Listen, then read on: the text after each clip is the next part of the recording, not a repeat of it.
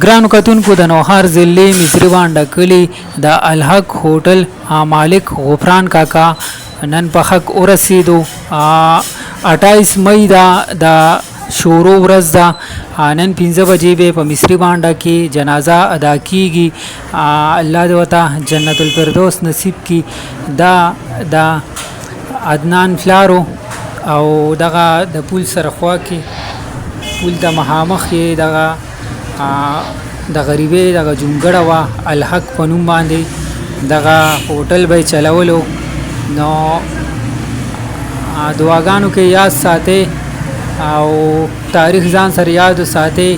نن د بود ورځ ده 28 مئی ده 15 میاشت او 2025 تاریخ دی. نن به په مصری بانډه کلي کې 15 بجې جنازه ادا کیږي.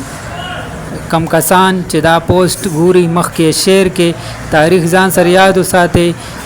جنازه به نن ادا کیږي او خپل دعاګانو کې یاد ساتئ. الله پاک دې ورته جنت الفردوس نصیب کړي. سره د ټولو مردګانانو ډېر زبردست انسانو او ډېر قدردانه انسانو. الله پاک دې بچو ته صبر جمیل نصیب کړي. ویډیو مخکې شیر کې خپل دعاګانو کې ټول مردګانان یاد ساتئ. مونږه هم په خپلو دعاګانو کې یاد ساتئ او